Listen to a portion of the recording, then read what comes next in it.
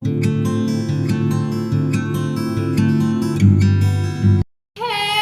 Guys, welcome to all self हमारा tutorial again. तो जैसे कि आप लोग को पता है, हमारा जो भी चल रहा था, तो हमारा उसमें यूनिट फर्स्ट का पार्ट 1 फ्लो ऑफ फ्लूइड खत्म हो चुका है और मैंने जो नोट्स था वो टेलीग्राम पे भी प्रोवाइड करा दिया। अगर आपको कोई प्रॉब्लम हो तो आप वहाँ से जाकर देख सकते हो और मैं टेलीग्राम की लिंक डिस्क्रिप्शन में ऐड कर दूँगी, ठीक है। तो देखो, आज से बताने जा रहे हैं यूनिट फर्स्ट का part 2, that is size reduction. और एक ओवरव्यू छोटा सा दे देती हूँ। देखो, साइज रिडक्शन में हमें पढ़ना क्या है। Size reduction, advantage of the advantage, objective of size reduction, theories of the size reduction, factor affecting of size reduction, mechanism of size reduction, method of size reduction and the last is meals. What is a meals? Meals मतलब देखो क्या होता है, हमारे जो छोटे छोटे equipment होते हैं जिसकी वजह से हम लोग किसी भी पार्टिकल का साइज को कम करके उसकी बहुत ज़्यादा सॉलिबिलिटी बढ़ जाएगी। तो मैं एक छोटा सा एग्जांपल आप लोगों को दे दूँ। अगर नमक आप लोगों ने देखा हो, काला नमक क्या होता है आप लोगों ने देखा होगा, बहुत ज़्यादा गट्टे फॉर्म में प्रेजेंट होता है, मतलब बहुत बड़े बड़े फॉर्म में प्रेजेंट होता है। आप लोगों ने घरों में पता नहीं देखा है कि नहीं, तो बहुत बड़े बड़े फॉर्म में प्रेजेंट होता है। जब हम लोग इसको क्या करते हैं, तोड़ते हैं तो छोटे छोटे हो जाते हैं। अब जब छोटा छोटा हो जाएगा तो आप लोग देखेंगे कि सब्जी वगैरह में जब डालेंगे या किसी भी नमक पानी में घोलेंगे, बहुत जल्दी घुल जाएगा। और एक चीज़ और भी है कि आप लोग की सरफेस, मतलब आप लोग किसी डब्बे में उसको डाल रहे हो, अगर आप लोग गट्टा गट्टा पूरा डाल दोगे तो वो डब्बे में हो सकता है सिर्फ 3 या 4 नमक के टुकड़े ही आ पाएँ। लेकिन अगर आप लोग साइज़ जो होगी वो छोटी कर दोगे तो साइज़ छोटी करने पे वो एक डब्बे में बहुत ज़्यादा नमक आ सकता है, ठीक है। तो साइज़ छोटी करने पे बहुत ज़्यादा फ़ायदा होता है, ये हम साइज रिडक्शन में देखेंगे। और कैसे हम उसका यूज़ कर रहे हैं डिफरेंट ड्रग के फॉर्मेशन में, वो भी देखेंगे। तो देखो, पहले तो बता दो, साइज रिडक्शन को ही कम्युनिकेशन, डिम्यूशन या फिर पल्वेराइजेशन कहते हैं, ठीक है। ये इसका सिनोनिम्स है, तो याद रखिएगा, किसी भी तरह से आप एग्जाम्स में पूछ सकते हैं। Next, size reduction is a process of the reducing substance into the smaller substance. मतलब जो लार्जर सब्सटेंस होता है उनको छोटे छोटे सब्सटेंस में तोड़ना ही साइज रिडक्शन है। अब देखो, एक चीज़ है कि साइज रिडक्शन में अगर कोई पार्टिकल है, जैसे size reduction machine for large particle, जैसे मोर देन 40 mm, अगर कोई पार्टिकल की साइज़ 40 mm से ज़्यादा है तो उसके लिए हम लोग कौन सी मशीन यूज़ करते हैं, क्रशर। मतलब जो मशीन यूज़ करते हैं उसको क्रशर बोलते हैं, क्रश करना, ठीक है। While the particle size below then 40 mm, यानी छोटी साइज़ की है, तो उसके लिए हम लोग क्या यूज़ करते हैं, मील्स यूज़ करते हैं, ठीक है। इक्विपमेंट बता रहा है, ठीक है। तो साइज रिडक्शन समझ में आ गया आप लोग को क्या क्या होता है। नेक्स्ट इसमें हमारा क्या है, एडवांटेजेस। देखो, एडवांटेजेस जो होता है इसमें सबसे पहला हमारा कंटेंट यूनिफॉर्मिलिटी, ठीक है।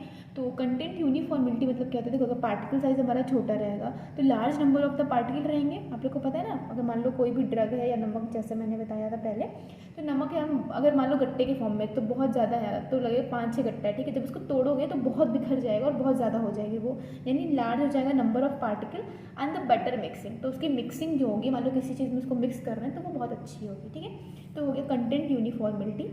नेक्स्ट हमारा इसमें है यूनिफॉर्म फ्लो। अब यूनिफॉर्म फ्लो का मतलब एक बार समझना, जैसे कि मान लो आप लोग हाथ में बालू लिए हो, बालू पता है ना, अगर क्योंकि उसके पार्टिकल बहुत छोटे छोटे होते हैं तो आप लोग भी हाथ में से ऐसे बालू लिए और बीच से जब डालते होगे तो वो बहुत धीरे धीरे क्या करता है, वो धीरे धीरे फ्लो करता है, बहुत अच्छे से फ्लो करता है, एक पूरा पिरामिड जैसा बन जाता है। आप लोगों ने देखा है कि नहीं पता नहीं। तो वैसे आप लोग, अगर ड्रग का पार्टिकल बहुत छोटा छोटा होगा तो हम लोग को जब टैबलेट या कैप्सूल बनाना होगा तो उसकी फिलिंग जब करनी होती है, कैप्सूल में क्या होता है, पाउडर ही तो होता है, तो जब उसकी फिलिंग करनी होती है तो बहुत अच्छे से हो जाएगी, ठीक है। तो ये हो गया यूनिफॉर्म फ्लो होगा अगर पार्टिकल छोटा होगा। नेक्स्ट हमारे इसमें extraction of the active constituent become effective smaller particle. अगर मान लो अगर हम लोग छोटे छोटे पार्टिकल का यूज़ कर रहे हैं तो अगर हम लोग किसी चीज़ को एक्सट्रैक्ट, मतलब उसको निकालना है बाहर किसी चीज़ में से, तो हमारा बहुत अच्छे से हो जाएगा। जैसे कि आप लोगों ने नींबू वगैरह देखा होगा, उसमें एक्सट्रैक्शन क्या जाता है, नींबू के रस का मान लो, तो अगर बहुत माइन्यूट अगर कोई चीज़ ले रहे हैं तो बहुत अच्छे से एक्सट्रैक्शन होता है, ठीक है। नेक्स्ट हमारा drawing will be effective with the small size powder. अगर हम लोग छोटे साइज़ के पाउडर यूज़ करेंगे तो जो हमारी ड्राइंग होगी यानी सूखना, वो भी हमारा क्या होगा, बहुत अच्छा होगा, ठीक है। तो इतना समझ आया। नेक्स्ट इसके डिसएडवांटेजेस हम देख लेते हैं, ठीक है। देखो, डिसएडवांटेज में बहुत तो नहीं, बहुत 3 इसमें मेनली है। देखो, एक है थर्मोलेबाइल सब्सटेंस। थर्मोलेबाइल का मतलब क्या होता है, वो सब्सटेंस जो हीट को सह नहीं पाते, और हीट अगर मिल जाएगी यानी गर्माहट मिल जाने तो वो ख़राब हो जाते हैं, ठीक है। तो जैसे मान लो जो हमारे थर्मोलेबाइल सब्सटेंस होते हैं get decompose during the size reduction due to heat production. आप लोग को पता है जब मील्स बहुत ज़्यादा चलती हैं, आटा चक्की देखा है आप लोगों ने, देखा ही होगा ऑब्वियसली। तो आटा चक्की को देखो, जब वो बहुत ज़्यादा चले, कोई भी मील ले लो आप लोग नॉर्मल अपने हाथ को ही बहुत ज़्यादा ऐसे रब करते हो जब दोनों, तो क्या होता है, एक हीट गर्माहट सी होती है। तो वो जब गर्माहट जो होती है, वो जो थर्मोलेबाइल सब्सटेंस यानी जिनको हीट नहीं चाहिए, अगर उनको भी मशीन में डाल देंगे तो थोड़े टाइम समय के बाद क्या होगा, वो खत्म हो जाएगा, मतलब वो काम नहीं करेगा, उसका जो एक्टिव कंस्टिट्यूएंट है जिसकी वजह से वो इफेक्ट दे रहा है, जिसकी वजह से वो किसी डिजीज़ को ठीक कर रहा है, कोई भी ड्रग, वो काम करना बंद कर देगी, ठीक है, क्योंकि वो खत्म हो गया ना, हीट उसको चाहिए नहीं थी लेकिन हीट वहाँ मिल गई। आ रही है बात समझ में। नेक्स्ट हमारा है poor mixing. Small particle size रहेगा, उसका सरफेस एरिया बढ़ेगा। अगर सरफेस एरिया बढ़ेगा तो प्रमोट हो जाएगा उसका एड्जॉर्प्शन ऑफ एयर, और अगर एड्जॉर्प्शन ऑफ एयर उस पर हो गया तो वेटेबिलिटी ऑफ द ड्रग कम हो जाएगी। मैं आपको इसको समझाती हूँ। देखो आपको एक चीज़ दिख रहा होगा, यहाँ पे क्या है, एक हमारा एक्चुअली क्या है, ये सब चीज़ें पहले से बनी की दिख रही है क्योंकि मैंने एक बार शूट कर ली थी और फिर वो हो नहीं पाया कुछ वजह से, तो फिर से बना रही हूँ, ठीक है। चलो ध्यान दो। देखो ये हमारा क्या, मान लो कोई दीवार है, वॉल जिसे कहते हैं दीवार। अगर आप लोगों ने देखो घर में, अगर हम लोग नई जो दीवार बनती किसी के यहाँ, जैसे घर बन रहा होता है, अगर उस पर हम लोग वाटर डालते हैं तो वो पूरा अंदर सोख लेता है, उस दीवार जो होती है वो वाटर को सोख लेता है, इसको एब्जॉर्प्शन कहते हैं। और अगर पेंट हम लोग यूज़ करते हैं तो पेंट सोखता नहीं है, वो उसकी सतह पर आकर के चिपक जाता है, तभी तो हमें पेंट करवाते हैं घर पे कि वो दिखता है, सुंदर सुंदर पेंट करवाते हैं ना, तो वो होता है एब्जॉर्प्शन। तो ये होता है एब्जॉर्प्शन, ये होता है एब्जॉर्प्शन। अच्छा, अब मान लो हमारे पास कोई ड्रग है, ठीक है। अब ये ड्रग जो है ये क्या है हमारी, उसमें आकर के एयर एब्जॉर्ब हो गई, यानी उसकी सतह पर एयर जो हो गई है वो आके चिपक गई है।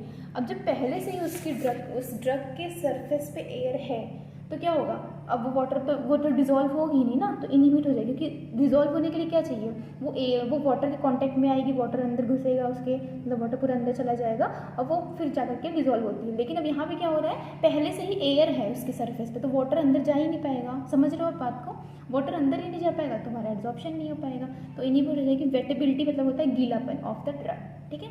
तो अब जब ड्रग गीली नहीं होगी, वो बॉडी में जाके ऐसी की ऐसी पड़ी है, टूट ही नहीं पा रही है, तो फिर क्या ही मतलब है, वो तो असर ही नहीं दिखाएगी ना। तो there are the chances of the contamination during mixing and grinding. तो फिर वही बता रहा है कि मान लो जो हमारी स्टेनलेस स्टील वगैरह के बने होते हैं मील वगैरह, तो अब हमारी ड्रग जो है उनसे जाकर रिएक्ट कर लेगी और फिर क्या हो जाएगा, मिक्सिंग वगैरह अच्छे से नहीं हो पाएगी, ठीक है। आया इतना समझ में।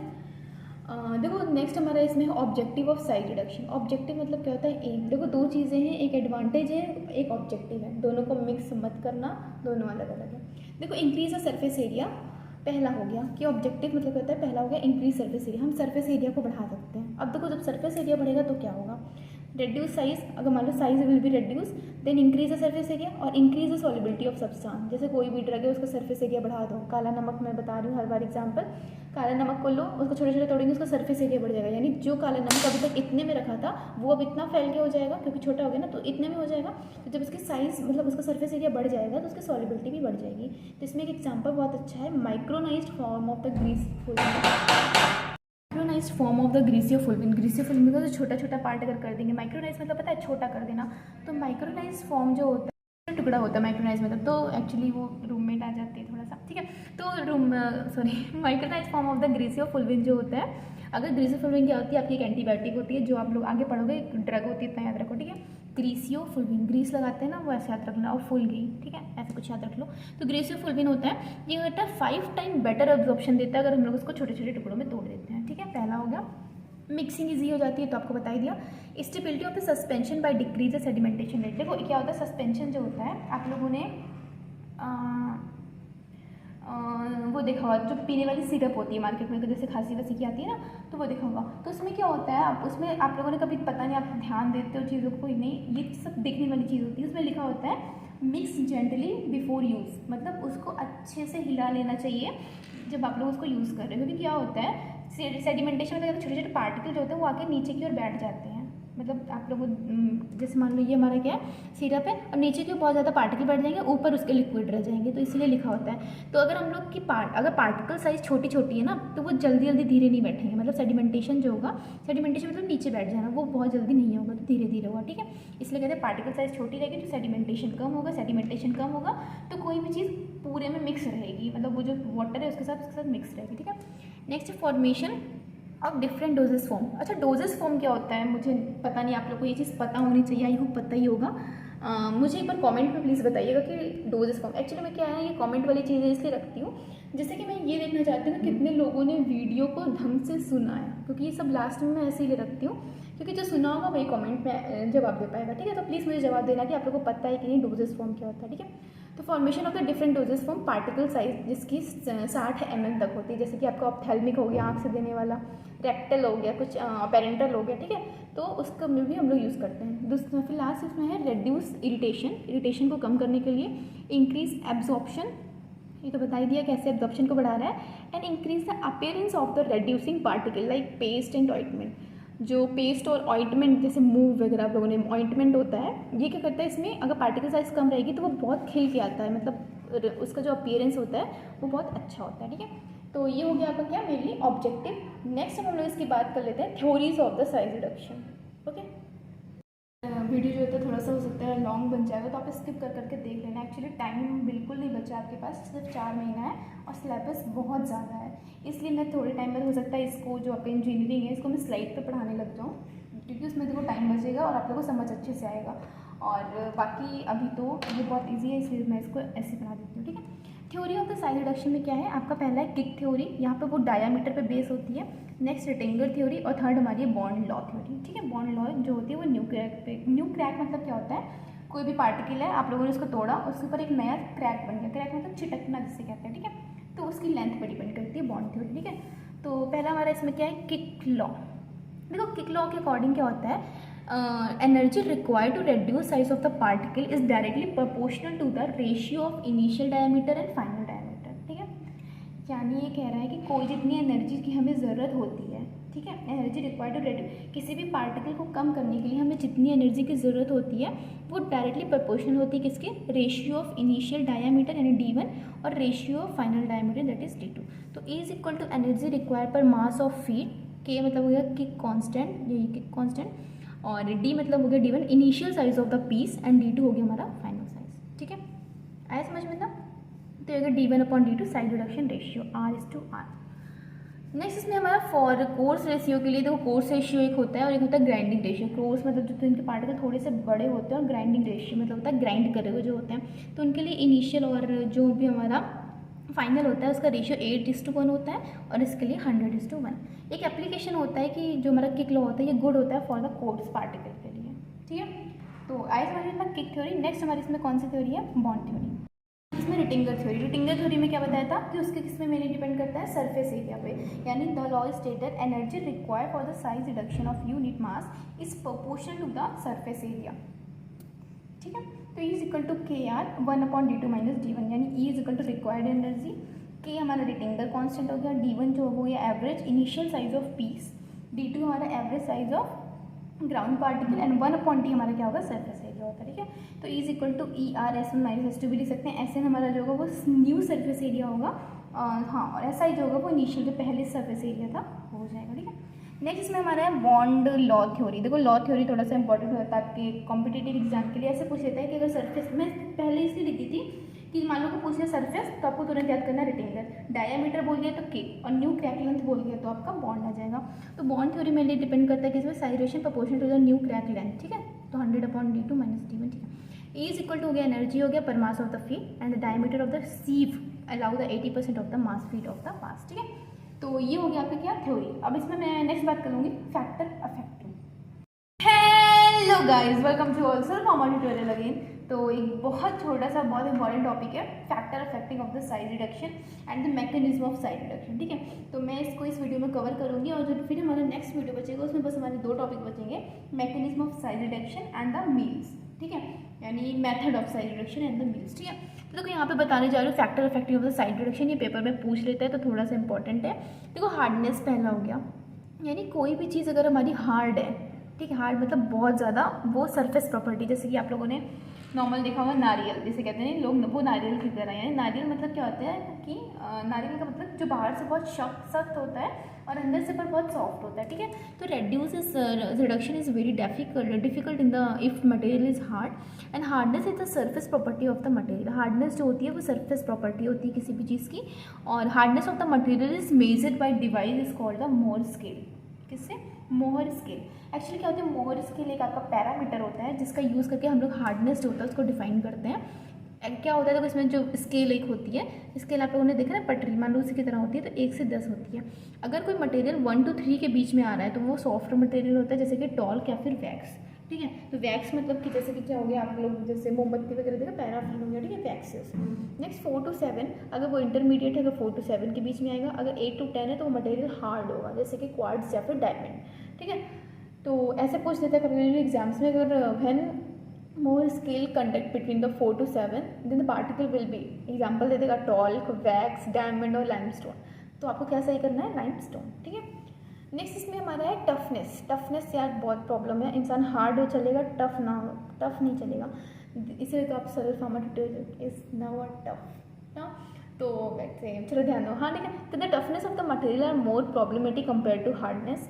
Soft but tough material produce more difficulty compare to the hard. कैसे, देखो आप लोगों ने रबर को देखा होगा, यहाँ पे एग्जाम्पल दिखा है ना। हाँ, रबर को अगर हम लोग तोड़ना चाहें तो बहुत अच्छे से हाथ से टूटेगा, काटना नहीं, तोड़ना नहीं टूटेगा ना। वहीं अगर आप लोग किसी चौक को तोड़ना चाहो, चौक मतलब जिससे लिखते हैं, तो बहुत आसानी से टूट जाएगी। ठीक है, नेक्स्ट इसमें हमारा एब्रेसिवनेस। तो ये एब्रेसिवनेस होता क्या है, मैं आप लोग को बताऊँ। एब्रेसिव मतलब कहता है it is a property of the hard material. ये हार्ड मटेरियल की प्रॉपर्टी होती है, और during the grinding of the abrasive substance contamination भी लगा। देखो पहले जानो एब्रेसिव मतलब क्या होता है। आप लोगों ने ईटा देखा है जो बनता है जैसे घर वर, तो उसको जब दो ईंटों को आपस में रगड़ो तो बहुत अजीब सा खदखदाहट सी आवाज़ आती है ना, खुरदुरा जो होता है, यानी खुरदुरा सब्सटेंस जो होता है उसको एब्रेसिव एक हिसाब से कहते हैं मानो। और अगर हम लोग उसको मील में डाल देंगे, अगर ईंटों को मील में डाल देंगे तो क्या होगा, पहले तो बहुत ज़्यादा आवाज़ करेगा, तो दिक्कत है। दूसरा वो जो मील है उसकी वॉल से बार बार टकराने के बाद उसका जो मील का सब्सटेंस यानी मील सब जो मील जिस चीज़ से बनी है वो भी हमारे ड्रग में आ जाएगा। समझ आ रहा है, समझ आ रहा है कि नहीं। ड्रग मान लो खुरदुरे सब्सटेंस वाली कोई ड्रग है, उसको अगर हम लोग डालेंगे मील में तो उसके साथ साथ मील का सब्सटेंस, मील जिस चीज़ की बनी है वो भी उसमें आकर के मिक्स हो जाएगा और कंटामिनेशन प्रोड्यूस कर देगा। ठीक है, नेक्स्ट हमारा है इसमें स्टिकनेस। स्टिक मतलब क्या होता है, आपस में चिपकना। ठीक है, तो material are adhere to each other and difficult in reducing size. अगर कोई जो मटेरियल है अगर वो बहुत ज़्यादा क्या है आपस में चिपक रहा है तो वो हमारा क्या हो जाएगा, उसकी रिड्यूस करना, उसकी साइज़ को रिड्यूस करना बहुत ज़्यादा टफ रहेगा। जैसे कि आप लोग बात कर लो गम की, फेविकोल वगैरह। मैं एग्जांपल देती हूँ कैस्करा वगैरह, आप लोग अभी आप लोग को पता नहीं है ना इसलिए मैं एग्जांपल नहीं देती अच्छे से। जैसे कि आप लोग की ड्रग होती है, कुछ कैस्करा हो गया और आपका एगार वगैरह हो गया। ठीक है, ये सब चिपचिपाहट वाली चीज़ होती है। नेक्स्ट इसमें हमारा है फैक्टर इफेक्टिव में कौन सा, स्लिपरीनेस। देखो स्लिपरीनेस मतलब क्या होता है, आपका फिसल जाना। स्लीपर मतलब फिसल जाना। तो it is opposite to the stickness. Material अगर बहुत ज़्यादा लुब्रिकेंट मतलब बहुत ज़्यादा स्टिक करेगा, मतलब फिसलने वाला होगा, लुब्रिकेशन मतलब फिसलने वाला, तो लुब्रिकेंट होगा तो decrease the efficacy of the grinding surface. ठीक है, नेक्स्ट इसमें हमारा है टेम्परेचर। देखो हीट जो होता है वो बहुत ज़्यादा मतलब जनरेट होती है जब हम कोई भी चीज़ को रिड्यूस करते हैं पार्टिकल साइज़ को।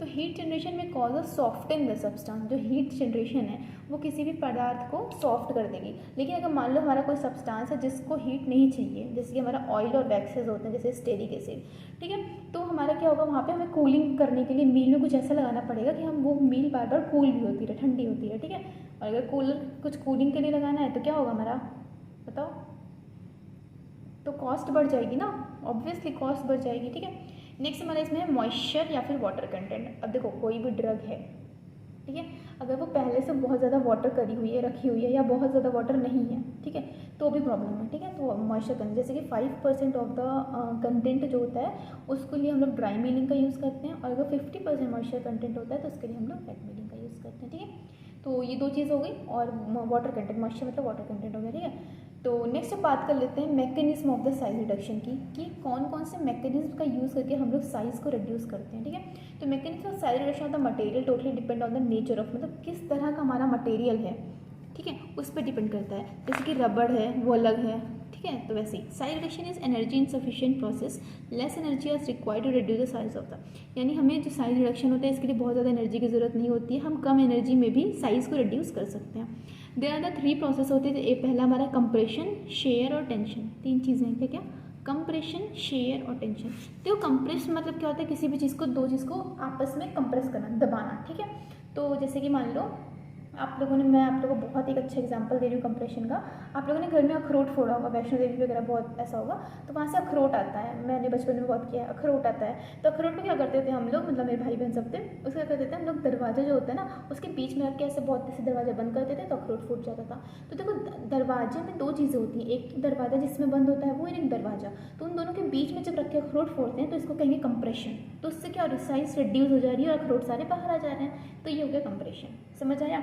दूसरा मतलब है शेयर। शेयर मतलब होता है कटिंग फोर्स, जैसे आप लोग रबड़ को काटते हो ब्लेड से, सब्जी को काटते हो चाकू से, तो वो हो गया कटिंग यानी शेयर। ठीक है, लास्ट हमारा टेंशन। टेंशन मतलब फोर्स दैट इलोंगेट पार्टिकल, यानी जैसे कि रबड़, वो फोर्स जिससे कि खिंचाव उत्पन्न होता है उसको कहते हैं टेंशन। ठीक है, तो देखो ये होता है हमारा सबसे पहले compression, that is the crushing force, share that is the cutting force and the tension force of the elongate particle. तो मैंने यहाँ पे तो कुछ चीज़ें लिख रखी हैं, आई होप आपको क्लियर हो रही होंगी।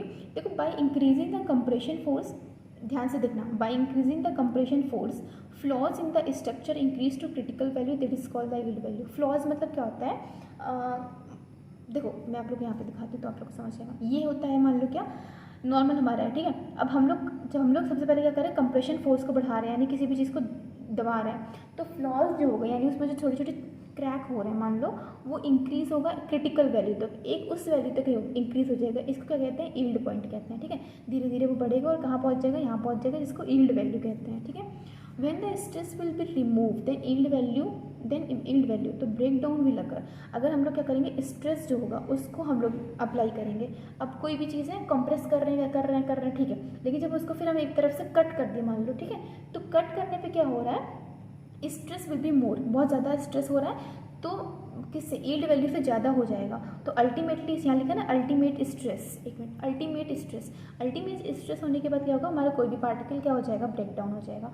फिर compression at point below the yield value the material will be go back. अगर मान लो कंप्रेशन के नीचे है, ठीक है, तो मटेरियल हमारा जो है वो वापस अपने उसी स्टेज में आ जाएगा एंड अपने ओरिजिनल शेप में आ जाएगा, will be go back and return its original, it is called the elastic deformation. जैसे आप लोग जो रबड़, जो मिठाई के डब्बे में रबड़ बांधा जाता है, जब उसको बहुत ज़्यादा खींच रहे हो, लेकिन एक नॉर्मल वैल्यू तक ही खींच रहे हो, यानी compression at a point below the yield value, यानी यील्ड वैल्यू को नीचे, मतलब यील्ड वैल्यू तक पहुंचा है पर उससे कम ही है, तो उसको कहते हैं इलास्टिक रीजन, यानी वो वापस छोड़ोगे अगर तो आपको ही चोट लग जाएगी, रबड़ वापस से वहीं आ जाएगा। लेकिन अगर हमारा यील्ड वैल्यू के ऊपर चला जाए तो वो हमारा वापस से उस स्टेज में नहीं आएगा, तो वो पूरा का पूरा रबड़ टूट ही जाएगा। आप लोग ऐसे एग्जांपल याद रखो। ठीक है, तो देखो एक वैल्यू होती है यील्ड वैल्यू क्या होती है, जहाँ पे हमारा कोई भी चीज़ क्या हो, ब्रेक डाउन हो जाता है। अगर यील्ड वैल्यू के नीचे है तो वो इलास्टिक रीजन कहलाता है, यानी वो अपने वापस से उसी स्टेट में आ जाता है जिस स्टेट में पहले रहता है। लेकिन अगर यील्ड वैल्यू के ऊपर कोई चीज़ चली जाए तो वो क्या होती है, प्लास्टिक रीजन कहलाती है, और यहाँ पे कोई भी चीज़ वापस से उसी स्टेज में नहीं आती। ठीक है, तो ये होता है डिफॉर्मेशन। नेक्स्ट इसमें है फ्लॉज इन द पार्टिकल। आप लोगों ने में दो है यहाँ पे, एक ए एंड बी। देखो फ्लॉज इन द पार्टिकल क्या होता है, मान लो हमारे पास क्या है, अनमिल्ड इम्पैक्ट है। मान लो हमारे पास ये कोई भी, ऐसे दो चीज़ होती है, एक होता है इम्पैक्ट, एक होता है एट्रिशन। ठीक है, अगर मैं नॉर्मली आपकी इम्पैक्ट की बात करूँ तो आप लोगों ने देखा होगा कि इम्पैक्ट मतलब क्या होता है। मान लो आपके पास कोई मशीन है, उसमें कुछ पार्टिकल डाल दिया, ठीक है, मशीन ने कोई उसमें पार्टिकल डाल दिया, अब वो पार्टिकल घूम रहा है और बार बार क्या कर रहा है, उसके ऊपर मतलब नॉर्मल है कोई भी चीज़ से जोड़ दिया जा रहा है। जैसे कि मान लो इम्पैक्ट मतलब होता है जोड़ दिया जा रहा है। जैसे कि आप लोग हथौड़ा देखे हो, कोई भी हथौड़े से बार बार कोई चीज़ को पीट रहे हैं, लेकिन उसमें पार्टिकल भी घूम रहा है, मशीन है ना, तो उसमें पार्टिकल घूमता रहेगा, जो हम लोग जिसको पीट रहे हैं वो घूमता रहेगा। तो हथौड़े से पीटा जा रहा है तो वो हो गया इम्पैक्ट। ठीक है, तो और एट्रिशन क्या होता है मैं बताती हूँ। तो देखो अनमील्ड इम्पैक्ट है, कोई भी पार्टिकल है उसको मील नहीं किया गया, उस पर इम्पैक्ट कर रहे हैं तो थोड़ा थोड़ा क्रैक आ जाएगा, और फिर से इम्पैक्ट करेंगे तो हमारा वो पार्टिकल क्या हो जाएगा, पूरी तरह से टूट जाएगा। तो इसे कहते हैं क्लीव्ड पार्टिकल। ठीक है, इतना आया समझ में, उसको कहते हैं क्लीव्ड पार्टिकल। और अगर मान लो हमारे पास क्या है, अनमिल्ड पार्टिकल है, उसमें एट्रिशन कर रहे हैं तो हमें क्या मिलेगा, उसका साइड का जो एज होगा वो ब्रेक होगा। तो एट्रिशन मतलब नॉर्मल क्या होता है, break down of the material by rubbing action between two surface. यानी मान लो कोई मैं इसको कैसे बताऊँ, रब करना मतलब मान लो कोई हमारा पार्टिकल, मतलब वो है मशीन है, वो घूम रही है और पार्टिकल हमारा स्टेशनरी है, वो बार बार जाके मशीन से सिर्फ भिड़ रहा है, मतलब उसमें कोई मशीन में ऐसे हथौड़ा वगैरह नहीं लगा है, बस वो बार बार जाके मशीन से भिड़ रहा है, तो क्या होगा, उसका जो साइड का कोना होगा वो टूट जाएगा ना। पार्ट अभी पूरा ये बचा रहेगा, लेकिन साइड का जो छोटे छोटे पार्टिकल, एड्स मतलब किनारा, वो टूट जाएगा। ठीक है, तो ये होता है मेनली इम्पैक्ट, ये होता है एट्रिशन। ठीक है, तो इसको हम लोग और अच्छे से देखेंगे method of the size reduction में। तो आई होप आप लोगों को चीज़ें समझ आए होंगे। तो इस वीडियो में इतना ही, तब तक के लिए टाटा बाय बाय, जय हिंद जय भारत।